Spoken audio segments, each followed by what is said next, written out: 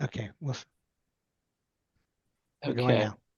now. We got it started partway through. Thanks for asking, whoever did, because we meant to do that, but didn't get there. All right, so we got Josh doing a bunch of stuff. Um, can you play that You ready for record? Peter? Yeah, that'd be great. Okay. Let's share here. Hi, my name is Peter Breinholt, and I'm a songwriter, and I've been asked to share a song with you, and I was also asked to share briefly why I'm supporting Kamala Harris in this election, and happy to do that. I'm pre-recording this because my family and I are currently living in England, and so when this event takes place, it'll be the middle of the night for us. So they said I could pre-record this, and it's Guy Fawkes night tonight. I see there's some fireworks going on. There's been fireworks going on all night. It's been interesting for us to watch this election from England, from overseas. We feel like we're kind of on the outside looking in at our own country in a way, and it's given us a unique perspective. It's made me think of this idea of a president is being symbolic of a country. Like they're like a mirror of a country's values and aspirations. Makes me think of how Thomas Jefferson wrote, the government you elect is the government you deserve. And so for me, I'd like to think of our country as one being led by someone like Kamala Harris, Tim Walz. And that sums it up.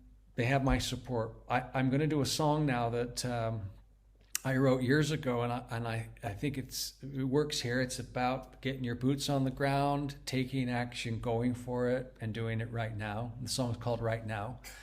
And I've invited a friend of mine who's a pianist to join me on this. He's in Salt Lake. His name's Brian Hardy, and he's also supporting Kamala Harris. And this is just our way of saying, let's get out there and do it. And thank you for the opportunity to be here. You could turn down that part. You could keep it all inside your heart. And you could always wait until tomorrow. But you'll never know exactly how your story might unfold. What might have happened there had you been bold. Now I can feel the rain wash my fears away. Suddenly I think it's gonna be the day to open up your eyes. Then you realize this is where we're gonna start. It's right here. It's right now.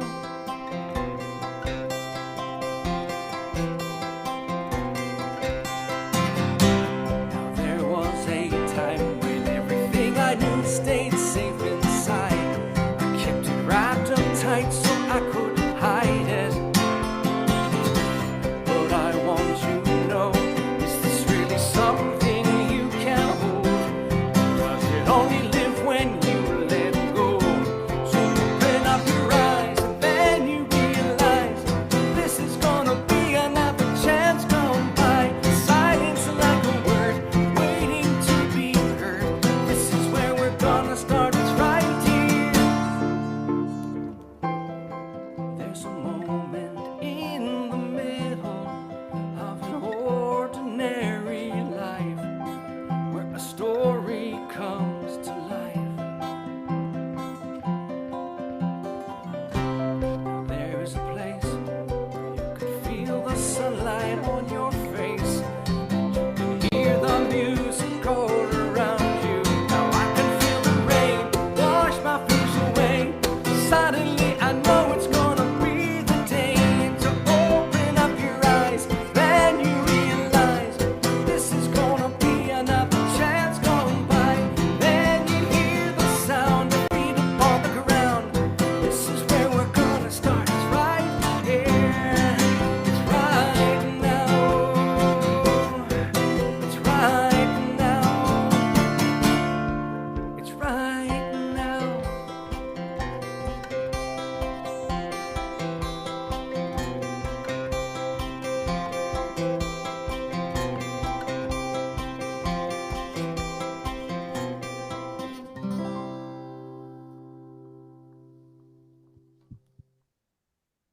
Cool. Well, I wish we could, you know, wish we could hear a round of applause everywhere. So Peter, thank you. We really appreciate it. Okay, so let's go to some of these questions because these are things that we want to make sure we cover. Here's three. I'm going to read them all. They all go to abortion, and Josh, maybe you can pull up on the screen the statement, the church's position on abortion. But let me read the questions. I'm going to read all three of them, and then Julie and Cherie, why don't you, kind of respond first, lead the way on these. Okay, here's the. Here we go. How do you reconcile Harris's stance on abortion with the church's stance on abortion? Next, what is the LDS Church's views on these Texas women showing up at hospitals and being denied medical treatment for miscarriages and tubal pregnancies that are killing these women? Several have died in the past week. Next, all LDS are opposed to abortion, so give us some argument points why we support Kamala Harris anyway. My point is, I'm a one-issue voter, and I'm not sure something got left out here, but it says integrity and honesty and rule of law are my first concerns for political reader. And then last one on abortion. Let me just elaborate on my earlier question. Roe versus Wade overturned. This has had a huge impact on women in this country, and working in healthcare, it is very concerning. So, Julie, first, and maybe Cherie, why don't you just pick off whatever you'd like to say? And do you want to have this abortion statement up there while you're doing this, or prefer it not to be? Julie? Well, can they see us talking if it's up there? I don't know. You're in a smaller thing. Oh, okay. Why don't you talk first, and we'll pull it up when you want. Okay. Okay. Yeah, I get this question more than any other. I think it's the actual hardest issue to talk about, and it's the most contentious issue to talk about. Even when I've sent the statement to people about how we can support candidates that we might not agree with all of their positions, I've had a lot of people write back to me and say, well, they're not talking about abortion. I think they're completely talking about abortion. That's a specific example of something where we might support a candidate that's not exactly in line with our views. Saying that, though, I think the main thing to keep in mind talking about abortion is because it is such a complex issue, we have to bring everyone in for these discussions. We have to bring all sides, all parties together to be able to have the discussions around these. I grew up with a very black and white view of abortion, good versus evil, right and wrong. When you, I don't know, take 5 minutes to study the issue, you see how unbelievably complex it is.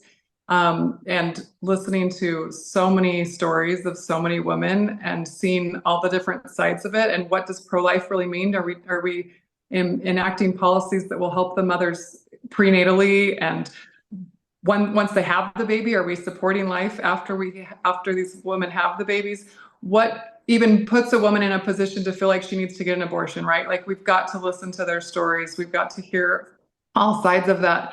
And so if we're not willing to sit down and have these discussions, if we just say, you're wrong, you're evil, you're a murderer, you want to kill babies. No one's pro-killing babies. No one. I don't know a single person that is pro-killing babies. So I think we've got to open up to be able to have these discussions. I think it's also important to note that if you look at Christian, evangelical, Catholic, different churches, our LDS church is much more pro-choice than they are. They have an absolute no exceptions, and our policy that you had just posted has exceptions for abortion. Therefore, we are not 100%. Yeah. And Josh, let's put that up there for me right now, because that's what a lot of people, I don't think, understand. And for those who aren't LDS in particular, that we believe any abortion is a very, very serious matter, but there are express exceptions. Julie, you want to keep going now, having that up? Yeah, just so we have very specific exceptions. And so what we are basically saying in the church is that we are also not anti-abortion. I mean, we are, of course, but there are exceptions to this. And again, it's just such a complex issue that I think we have to look at it in all of its different angles instead of just a black and white, right versus wrong, good versus evil. So Okay. I think that's to me the important part of the conversation. I do think these decisions should be made between women and their doctors, their pastors, their husbands, within their family to make the best decision for themselves. Thank you. And let me just reference some of this language, then we'll go to Cherie. So this is the church's policy statement. And so think about abortion in maybe two phases. Abortion that is elective abortion for personal or social convenience. The church opposes that. It's completely against it and not to submit to it. But the church allows for possible exceptions for its members when pregnancy results from rape or incest, or a competent physician determines the life or health of the mother is in serious jeopardy, or a competent physician determines that the fetus has severe defects that will not allow the baby to survive beyond birth. So that's the position of the church. It's not a don't ever do it under any circumstances. Cherie, you want to? Yeah. So I love really everything that Julie just said about it. I would also just say, I feel like abortion is this issue where it erroneously has been this thing that has divided women. And I think if you, most Josh, women, can if you they take down the picture now so they can see a little more of Cherie? Thanks. I think most women, if they really got together and talked about it, almost everyone would realize that they agree on, maybe not on everything, but on much more than they realized on this issue. There are not women going out and having abortions for fun. They're not using it for birth control. That would be terribly, I mean, looking at it from the most heartless thing, let's say that they wanted to do that. It's inconvenient and very expensive and traumatizing. Like, no one's just going to do it to be lazy or have fun. Like, I just don't think that is happening. First of all, no one's deciding, they're not killing the babies after they're born. They're not deciding a day before the baby's going to be born that they're just changing their mind. Those late-term abortions are happening when something really heartbreaking has gone terribly wrong. So that's what I have found. The other thing too, I think that it might be time to do some soul searching on this. What is your goal? Do you want to save babies, or do you want to prevent women from getting away with things that you don't think they should be allowed to do? You might not be able to do both. In fact, I don't think you can. If you look at studies, I should have had things that I could put up on a picture, but you can easily Google this. When abortion is legal, there are fewer abortions. There are fewer babies that die. And I think a telling thing about the motives of the people who want the most restrictions is that many of them are people who want to also restrict birth control. And if you have more access to birth control, you have fewer unwanted pregnancies. So it does make it seem like it's more about controlling women than it is saving babies. And do you want to put this in the hands of law enforcement and politicians rather than women and their doctors? And how much time do you want to take to save a person's life? Do you want these women to be collateral damage who are going through a miscarriage while you figure out, did they do it on purpose or was it an accident? Is it worth those women dying to punish the women who you think sinned? Like, do they need to pay the price for their sins? I think that you might have to let go a little bit of that control. Yes, people are going to do things that are contrary to what you learn in church and what you do. I would never have an abortion, and I would be heartbroken if my daughters chose that. But I can't control everybody else in the world and how they live their life. So I don't know. That's my feelings about abortion. I'm not terrified by abortion being legal. I think that we need to trust women a little bit more to make these decisions with their doctors. And some people are going to make decisions that you wouldn't make. But if you want to save babies and help women be safe, I'm not afraid of abortion being legal personally. So, yeah. If I could jump in real quick, please. I did look up some of those statistics you were mentioning, Cherie, just that Johns Hopkins found when Texas banned abortion in 2021, that year infant deaths increased by 216 and pregnancy deaths rose by 56%. And I understand it as well that after Roe v. Wade was struck down, that the abortions actually went up, in the country. I think that's what's also been documented. Okay, well, we can come back, but let's hit if we'd like. Thank you for that input. Let's switch to another topic that folks have questions on. And Hayden, this is what it says, directed to you. Hayden mentioned economic policies on both sides. Could he go further into what those policies are and why he prefers one over another? Yes, absolutely. So, one thing that gets brought up frequently is inflation, and the economy is so bad right now. How can you support Harris as long as she was part of this administration? And so, first off, I believe that people give more credit for the economy, inflation, other things to presidents than they actually deserve. The economy is mainly due to market forces. It's cyclical, it contracts and expands, but those are all due to market forces. Things that change those cycles are things like wars or pandemics, as we saw fairly recently. But presidents' policies can maybe tweak some of these things, but they very rarely actually impact those market forces. So as long as inflation is not the president's fault, it's also not theirs to solve entirely. Let's look at the candidate's economic policies. Kamala Harris has a fantastic plan to cut red tape to increase housing supply and thus decrease housing prices. I believe this is a solid understanding of the basic laws of supply and demand. When there's a small number of, say, chainsaws after a hurricane, but a large demand, the price is going to be high. So if you want the price to come back down, you need to increase the supply. Housing prices have gotten out of hand, and many of my friends have expressed their dismay about the prospects of raising a family and growing into a larger home with such high prices.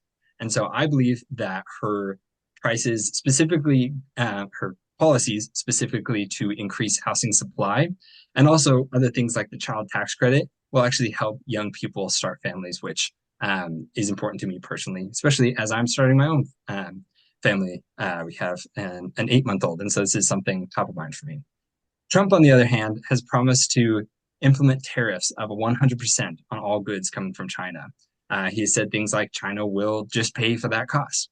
But economists unanimously agree that Trump's tariffs will pass those costs on to American consumers, significantly raising the cost of living. Someone pointed out that one of the largest exporters from China is Walmart. And so if you want all the prices to double at Walmart, go ahead with a 100% tariff on everything coming from China. So in addition to all that, 23 Nobel Prize-winning economists support Harris's plan for an opportunity economy over Trump's chaotic, regressive, and vindictive policies. So while I understand raising prices are painful, paying more than you used to at the grocery store is painful. It sucks. But I think it has much less to do with who is in the Oval Office and much more to do with market forces, like a quick recovery from a global recession or global pandemic, excuse me. I also think, in addition to that, Kamala Harris has really solid economic policies that will target lowering housing and grocery prices, while Trump's chaotic and uninformed policies will ultimately raise your costs. Okay. Great, Hayden. Anybody else want to weigh in on the economic stuff? Something I found interesting was the top economists studied their plans, and one of the things, besides Trump doubling the deficit of what Kamala's increase of the deficit would be, they're saying that Social Security would run out within 6 years of his with his policies. That's very concerning to me, as we have, as we get older, our parents get older, and we think we're going to have Social Security because we worked and we put into the system, and so 6 years is kind of crazy. Okay, wonderful. All right, let me go to a next question here. Sage, why don't we head this one your way to lead us off? It's, what do you think about the argument that Kamala Harris isn't committed to protecting religious liberty? Well, to begin, I think that all of us as people of faith, that's something really important to us, that our beliefs are protected, that our rights to practice and share what we believe is so important. And I think that it's embodied in how she treats others.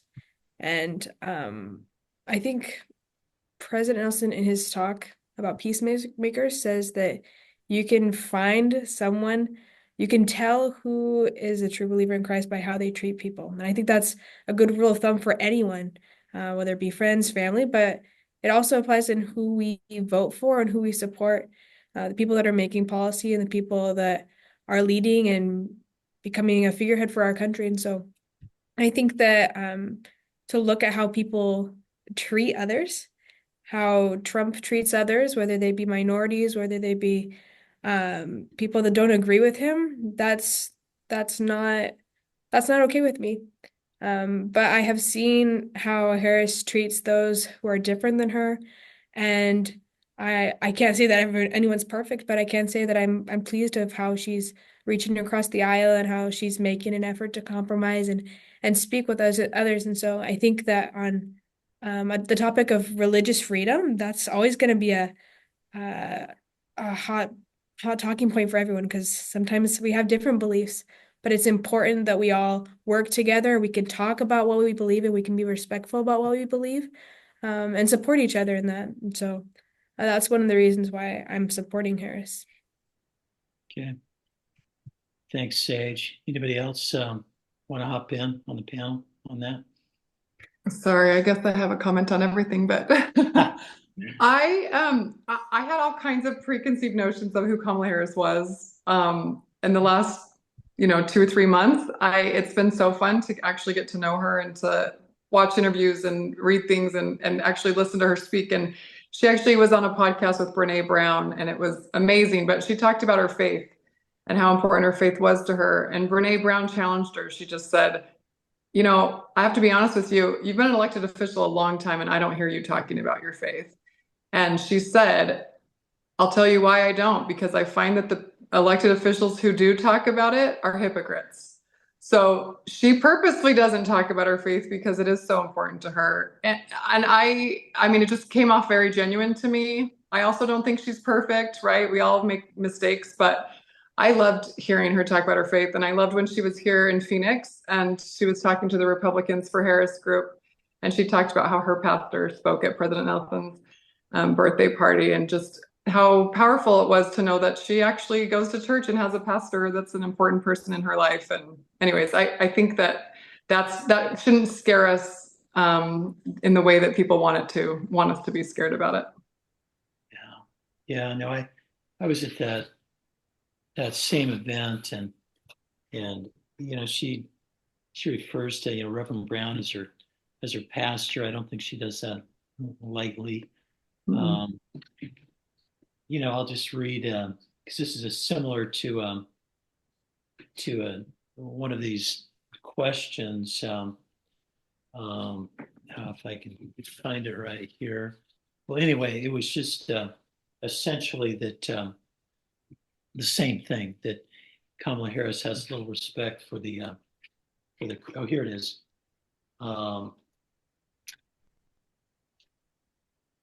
Kamala has little tolerance for Christian religion, which threatens our right to conscience. And, I just, respectfully to that person who I admire, I just don't think that's well informed. It's part of a discussion we can have that so much of what we read and understand comes from sources that may be very biased. And I happen to think that's where that view comes from sources that are looking to promote a particular view. Josh, if you could resend the link, we somehow lost our mayor here. He's trying to get back in. So if you could send something to him again, another link, that would be great. Sure. Okay. I can take care of that. Okay. Thanks, Emily. All right. So let's go to, we have a number of questions about character. With her very progressive past, do you see her as one being willing to generally learn new perspectives and even change her position on issues? And I'm going to read, there's 3 of them here. How should we interpret her pretty extreme views, past and present on things like gun buyback mandates, her desire for equity versus equality, and insurance for immigrants, that are not citizens. And then one kind of going the other way. Speaking about character, how can a Christian support Trump knowing he is a convicted felon and an adulterer? Shouldn't that disqualify him? So we got a range of things there. Cherie, you want to hop in on those? Just character issues?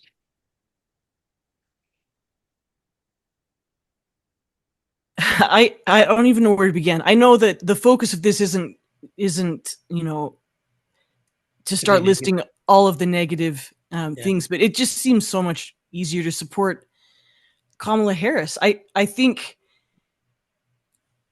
in general, with things like immigration, they had a plan that they were ready to vote on, and Trump got them to not vote on it. And that's one of the top. I know we're not talking about immigration right now, but that's a character thing to me too, though, because do you care about the actual policy and how it will help people, or this other cult of personality kind of thing? I feel like Kamala Harris, I think she would listen across. She's already made a commitment to reach across the aisle and try to make compromises. I think she would do that.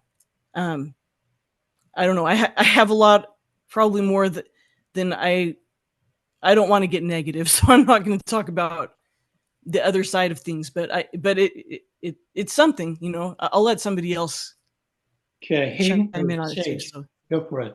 Yeah, I just think from what I've seen of her platform at the moment, I'm pleased with the way she's trying to invite everyone from both sides of the aisle to compromise and collaborate on policy and issues, and to really kind of revitalize that kind of unity that we haven't seen in a while.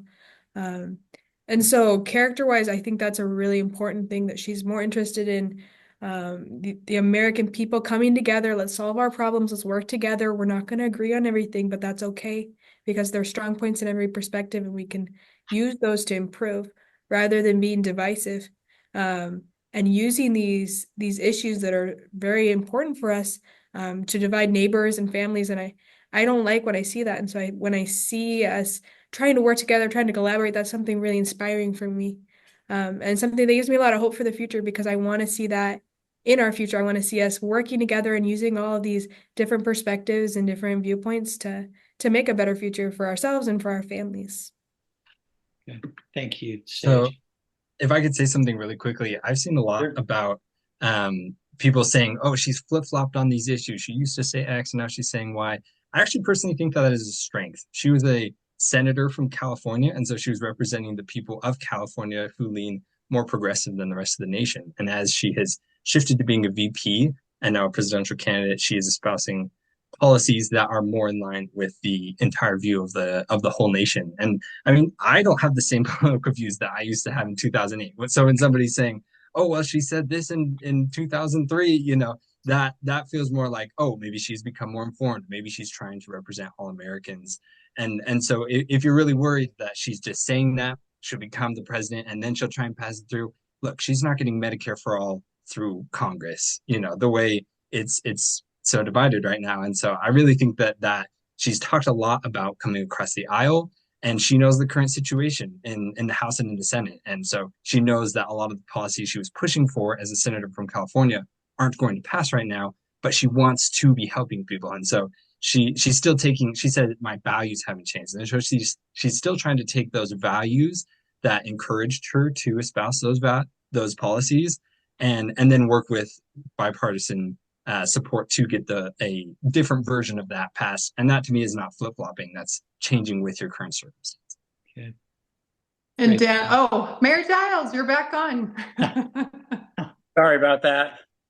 I think I had too many grandkids on the internet at my house. Okay. All right. I just wanted to jump in on this, Dan, because this is my number one. It's I have a lot of people in my life that disagree with me on this, that say you have to. What? Yeah, I got to interrupt though. Aren't they all your number one? No, this one is. Okay. When I'm out talking, this is my number one. All right. And it's right, because they do feel all so important, but this is the foundation to everything else.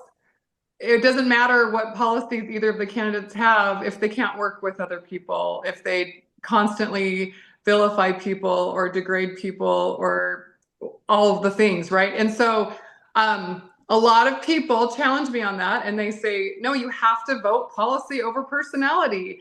I'm voting character over policy. And I think our country can get over bad policy. It cannot get over bad character. And I will say that over and over and over, day after day, because I believe it that strongly. And I think we're going to get into some more peacemaking and peace building things that I think have to do with this. But that character is everything. It is literally the foundation to every policy we talk about, every position we talk about. Without that, everything else crumbles. Well, and I feel strongly about that, if you can't tell. I can certainly tell. And, without, even jumping on the bandwagon here, I mean, DNC, that 9810, I mean, that was the focus of that, to seek out people that are good, that are honest, that are wise. So that's a great phrase, character over policy. John, anything you wanted to weigh in on with regard to character issues?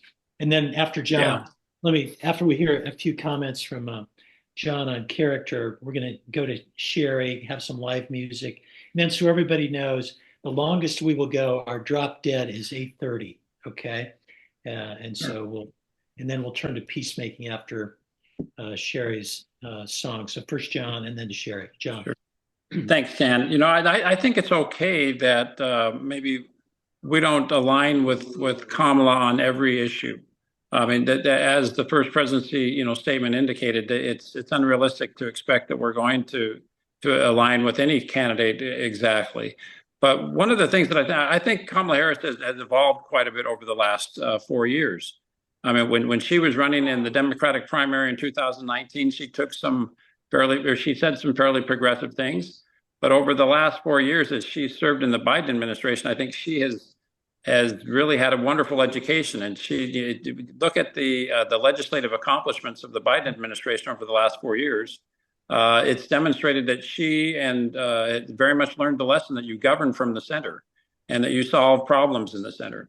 And for example, the issue of immigration, she has, as the chairman of the U.S. Conference of Mayors Immigration Task Force, I was bitterly disappointed when President Trump prevented the compromised bipartisan legislation from taking effect a few months ago. Vice President Harris has already indicated that she would sign that bill tomorrow, and that she is going to lobby for that bill, which is very much a compromise bill. It was negotiated by some of the most conservative Republican senators there are. Senator Langford and our own Senator Sinema played a huge role in that.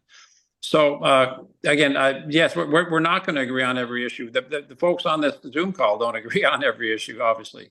But what we've got in Vice President Harris is someone who understands that to get things done, you have to compromise. And she's already indicated how committed she is to including members from the other party in her administration and in creating groups to give her feedback. So I think she will be very much a centrist leader, and we're going to see things get done. Donald Trump, it's kind of his way or the highway, and that's a great way, to have political polarization and to not get things done. Thanks, John. Hey, and we're really glad to have you back. So risking that, we now want you to turn your phone horizontally so we can even see more of you. There we go. All right. Okay. All right. So Cherie, to you. Yeah. So about 12 years ago, well, let me go back a tiny bit farther. I'm not going to take long, but if you're my age, I'm 50 years old, but if you were young women growing up, you remember the Janice Cat Perry songs of the Young Women Values. That was just a huge deal back then. And then about 12 years ago, I was invited to be someone who wrote some new songs based on those values. And the value I was assigned was good works. So I thought it went well with our theme today. And so I wanted to play it for you. I hope no matter what happens on Tuesday, that we remember that we are meant to love each other. We're meant to be neighbors to each other and to care about each other. I live in one of the reddest counties of one of the reddest states, and I don't agree with a lot of the things that my neighbors believe, but we sure love each other, and I don't want that to change. I don't want us to become weapons against each other. So here goes. When tears fall and hearts fail, and you first start to feel you stand alone, when weeds grow with thorns of loneliness that scrape against the windows of your home, and when your sweet soul starts to falter and you need love to see you through, there is good work, there is good work for me to do.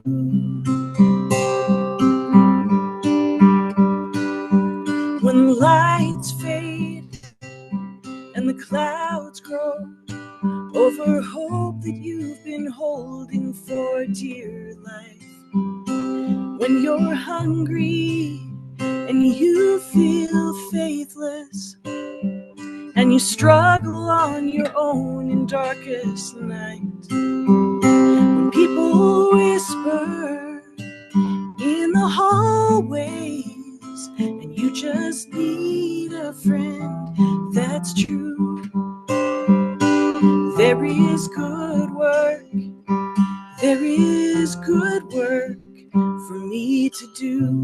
And a little bit of sadness in my own heart starts to disappear unexpectedly when I discover, much to my surprise, that sometimes miracles begin with me. So I will not fear, I am not helpless, even though I can't do everything, because the Savior will take my two hands and help them do their best to aid the suffering. And in this wild world, seeking answers, I will hold my light for you. There is good work, there is good work for me to do.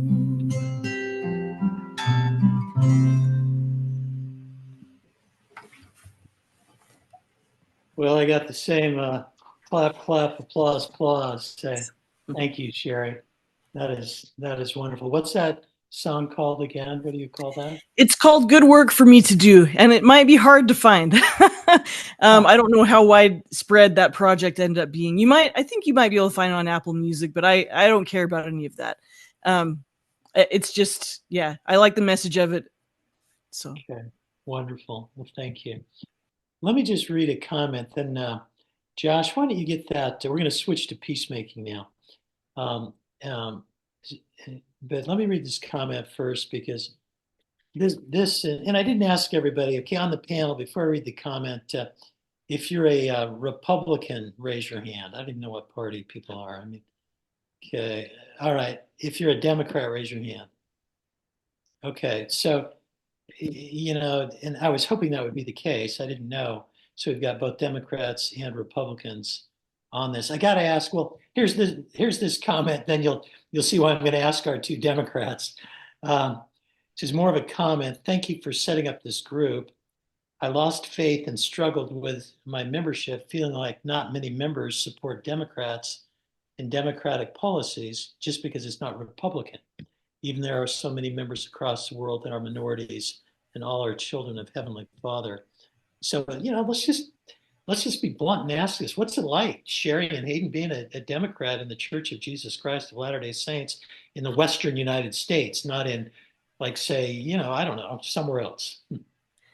I don't know. When I read the teachings of Jesus and the words of King Benjamin and things like that, I don't feel like it conflicts at all with being a Democrat personally. And I didn't mean that. I meant more, do you feel like, oh, shoot, I'm a Democrat everybody makes comments that assume I'm a Republican or Yeah, it can be hard sometimes. There have definitely been ways that the lesson has gone in Gospel Doctrine and Relief Society that end up turning to politics and the demonization of, people who are not Republicans, or, it's been that way since the days of George W. Bush. That's how it is here. And I don't know. Sometimes I feel like I just really don't belong and never will. And then there are other times when I have to speak up and say, what if we think more of the same things about these things than you realize? And it's tricky. And I just wish that we realized how much more we had in common. That's what I wish. So Hayden, share your thoughts, and I'm going to turn to Julie for a comment. That was going to be my exact point as well. Growing up in our ward, we were kind of known as the Democrats in the ward, and like, oh, don't talk about that around them. They're the Democrats. But I really do believe that, like you said, Cherie, we have way more in common than what separates us. And any time with my friends, either in that ward or in other friends since, anytime that the conversation turns to politics, it's often about the things that we do agree about. And so if you're feeling lonely, it's definitely understandable. Especially like Cherie said, sometimes assumptions are made in fast and testimony meetings or in Sunday schools. But I think if you're feeling lonely, turn to the things that unify us, that we have in common, rather than things that separate us. Because I really do think that there is a lot.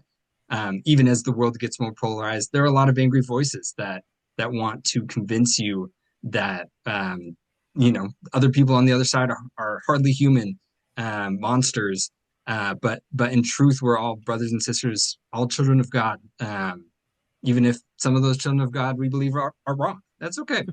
We're all I feel like I have felt that love from people, and I feel like if you're feeling lonely, find ways to show that love, and I know you receive as well. And Julie, I was thinking about how you sometimes identify yourself as LDS for Harris, and explain that. First, I wanted to just tell Hayden and Sage how impressed I am with them. They're young and they understand things. And anyways, just wanted to tell you guys things. I mean, I'm also impressed with Cherie and John, and you, Dan. Yeah, I have a lot of thoughts about this, but something that I just really wanted to make an emphasis on.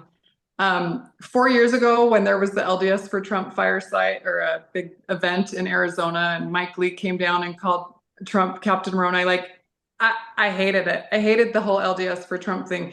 So then I decided to join the LDS for Harris coalition, and I got called out on it, even by one of my kids, who just was like, "Mom, what are you doing? I thought you hated people using LDS." I very intentionally decided that I wanted to join the Republicans for Harris coalition and the LDS for Harris coalition, because I felt like people were making assumptions, right? If you are Republican and religious, you're going to be voting for Trump. And I didn't want people making assumptions about me. And I felt like it was more important for me to specifically say I'm a Republican and I'm LDS and I'm voting for Kamala Harris, so that I could help encourage other people to know that there was another choice and another option. We need all the sides. We need both parties. We need everyone's difference of opinion. We need the diversity. That's how we learn. That's how we grow. That's the only way we can come up with really great solutions to complex issues. We don't want everyone to think the same way. Look at all those hearts I'm getting. Sorry, I think it's so important that we recognize, the worst thing would be if we all agreed on everything. Then it would lead to the downfall of our society if we all agreed and we had no pushback. So it's not the conflict that's bad.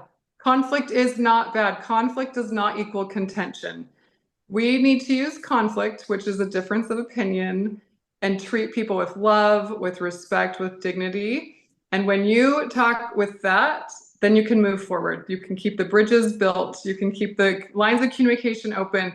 You can keep the relationship together, right? When you are using love, respect, treating people with dignity, that is key to all of this conflict. And it's hard. It's really easy for me to say that, spout it off. It's much harder to live it. we have gotten a ton of pushback from our ward friends, neighbors, people we grew up with, aunts and uncles, siblings, right? Like, it's hard. It's really, really hard. But I want people to just recognize I'm voting according to what I feel is the right thing to do and according to my values. And that's okay if you don't agree with me. I'm still going to love you. I'm still going to serve with you and Young Women's Together or whatever, right? Like, we can still have those relationships and friendships, and then we can work together without contention, with the conflict, transform our relationship through that conflict, and it will be so much more beautiful relationship on the other side. Thanks, Julie. Josh, why don't you pull up, it's a great just continue on with this theme. You want to pull up the first clip from President Oaks? This is from the last conference address.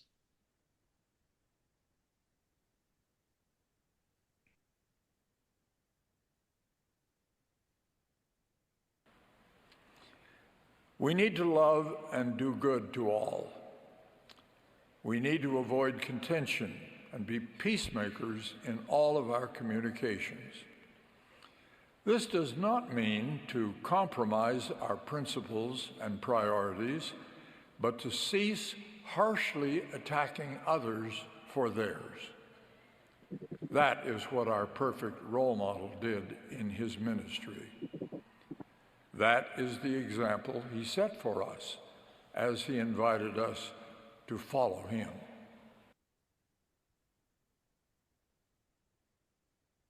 Yeah, so the key language there, at least one phrase, is we don't need to compromise what we believe. We just need to cease attacking each other. And sometimes, and we're going to play another clip in just a minute, but then just a little more on the setting. I think many of us have had the same experience where, again, being a Republican and a person of faith, when 4 years ago, when my wife and I first, made it public that we were going to support Biden, one of the responses was, "Why are you creating contention?"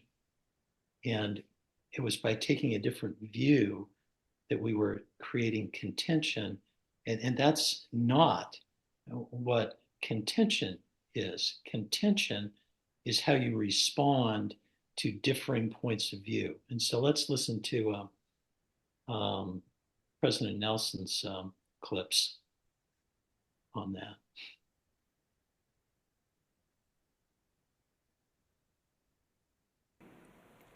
As disciples of Jesus Christ, we are to be examples of how to interact with others, especially when we have differences of opinion.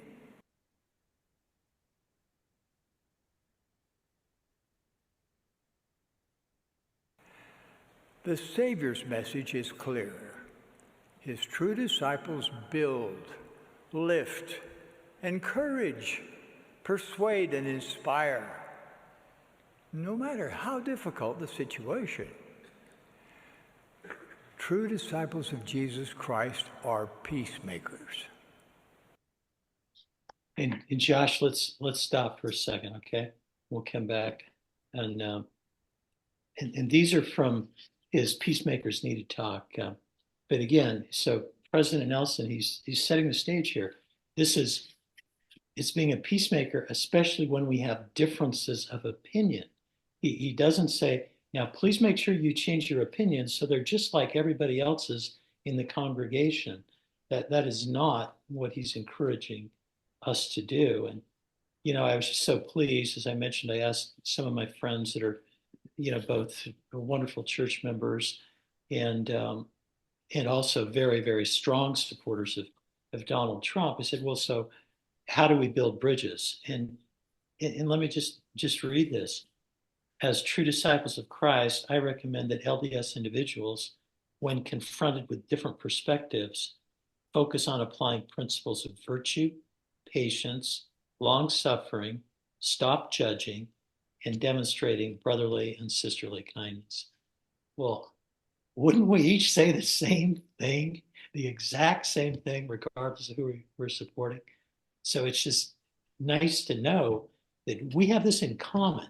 whether we support Harris, whether we support Trump. And that's what we're being encouraged to do. So let's hear the rest of this. And it's not the whole clip, it's about another minute, but it's powerful. And let's talk about it again from President Nelson's Peacemaker talk.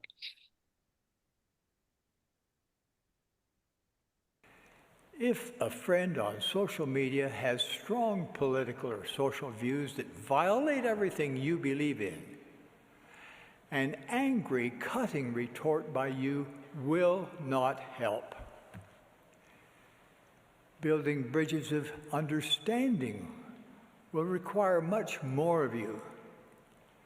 But that is exactly what your friend needs. Contention drives away the spirit every time.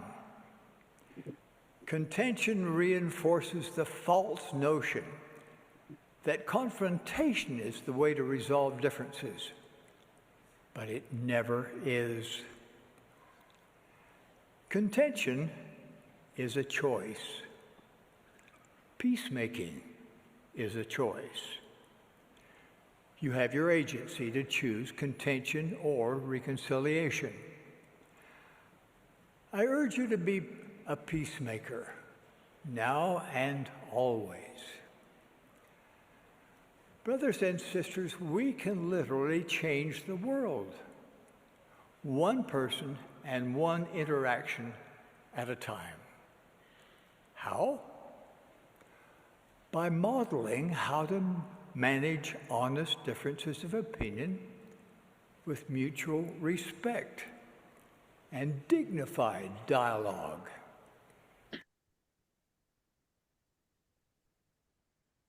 Thanks, Josh. All right, so who's had an experience where, you know, they've had to make a choice? How do I respond? What do I do? And who wants to share one? So where you've tried to model, like one person at a time, how do I build a bridge rather than, you know, start a fight? Anybody got one they want to share? I think one of the ways we can do that is not taking like a different opinion personally. Just because anyone has a different idea, a different perspective, doesn't mean they think you're a horrible person or that you're evil or anything like that. It just means they're coming from a different place, just like you are too. And then just like you don't think they're evil just because they have a different idea. And so keeping that in mind and remembering the person behind what they're saying or what they're supporting is really important when we're building those bridges. Yeah. Something that's been helpful for oh, sorry. Go ahead. Okay. So something that has been helpful for me is to try to put myself in the other person's shoes. And so when I'm talking to them, try to dig a little deeper and be like, oh, that's really interesting. You know, maybe I disagree with that. Why do you think that? What makes you feel that way? And then really not just listening with the intent to be like, how can I prove them wrong here? But like with the intent to be like, okay, really, what are they experiencing? What are their fears? Why is this meaningful to them? And then maybe saying something like, yeah, I really respect that. Here's how I feel. Here's, you know, the fears I have. And I feel like those type of conversations turn out a lot better than the finger pointing, name calling type of conversations. Wonderful. So I just think it's definitely possible to be very strong in your convictions and to state how you feel about something and still have respect for other people. And I think when you do post something that you feel strongly about, you're definitely going to be you're going to be hearing from people in comments on social media who either agree with you or disagree with you.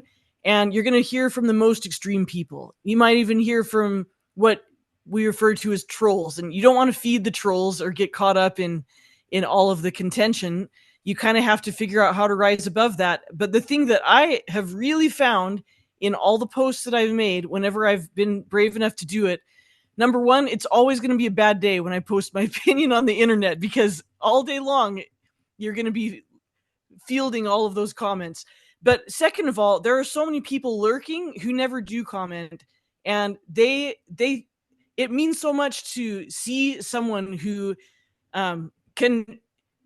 they don't feel alone in the things that they might be worried about or something that they believe. And it makes a lot bigger impact, or even someone undecided, if you're showing that you have respect for others. It stands out, even if it looks like you're losing. When you have respect for other people, it makes it an impact. So. Yeah, thank you so much. John, I have this sneaking suspicion that, I mean, you've had a little bit of publicity, okay? I mean, you don't end up speaking at the Democratic National Convention and being on all these news channels without getting a comment or two back. And I know you've had a few that have been tough, but my memory is you've had a whole lot that have been good too. Do you want to comment Oh, yeah. on lines? Yeah. Yeah, absolutely. And I just endorse everything that you guys have been saying. I feel the reason I am, and the reason everybody on this screen, is saying what they're saying. I think we feel compelled to say what we're saying, not in spite of our church beliefs, but because of our church beliefs. And it is, the church, the First Presidency does not say, don't engage civically, don't engage civically. They've never told us not to do that.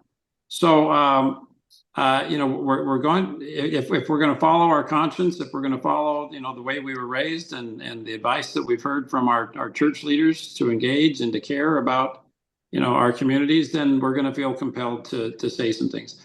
But yes, I have had multiple, challenging conversations with people over the last few months. And my opinion has, when I'm in those conversations, I typically need to remind myself the goal here is not to change their mind, because I'm not going to be able to do that, right? I mean, I don't know, maybe there's somebody on this call who said, oh yeah, I dressed down a Trump supporter and they crumbled and admitted, that they were wrong and they changed. No, that's not going to happen, right? So typically my goal is just to preserve the relationship. People in my family's been, even those who disagree with me, have been very loving and supportive and respectful. But the same isn't not true for the broader circle of people that I've dealt with. And there have been times where I just have to put my arms around them and say, you know what, I respected you and I loved you before and I still do. It's okay to disagree about politics. This is not our love language. Let's come up with something else to talk about. I just realized I'm not going to change their mind, but I would love to come away from this interaction having preserved the relationship. Thanks, John. Well, we need to wrap up. Dan, can I just really quick, I just want to, I think in our unity culture of the church where we think we all have to agree on things, a lot of times people think being a peacemaker means that you just agree to disagree, don't bring it up, don't talk about it so that we can keep the peace. And that is not what our prophet's asking us to do. He's asking us to be peacemakers, not peacekeepers, to be peace builders. And when you do that, sometimes people see it as being divisive or being contentious. And I think that Mayor Giles is the perfect example where he doesn't fight back. Kamala Harris is a perfect example. She's not fighting back, right? She's not saying horrible things because they said horrible things about her. So it really is in how we do it. And that to me is being a peacemaker, when you can do it with love, with respect, with dignity. Yeah, that's wonderful. And another aspect of that that's worked for me, just a little thing, is sometimes, and I don't know who mentioned this on this panel, one key for me in building bridges is not to try and have somebody understand what I think and why, but to try and understand what they think. And I found that when I just can get to where they really believe that I'm just trying to understand their position and I don't respond with another point back, it's very effective, and at least having a relationship. But let me just thank everybody who showed up, who was here. Let me thank our panelists, Josh, Emily, Mark, again, for administering this. Josh, how many did we keep? If it's under 100 and there's only seven people left listening because we went so long. No, we have about 130 still. Okay. Well, thank you for hanging in there. 2/3 of this is recorded. So if you want to watch it again, you can put the website in there, 4h.org. I will just tell you, we're not trying to drive people to our website because it's political. It's got definitely peacemaking stuff on it. But if you want to find that recording, you could find it there. Let me close with this statement from President Oakes. This is again from his talk, Defending Our Divinely Inspired Constitution. And then after that, we've asked Hayden just to give it a concluding prayer. He said, members need to seek inspiration on how to exercise their political influence, and I inserted political, but it's in that context, according to their individual priorities. He said, this process will not be easy. It may require changing party support or candidate choices, even from election to election.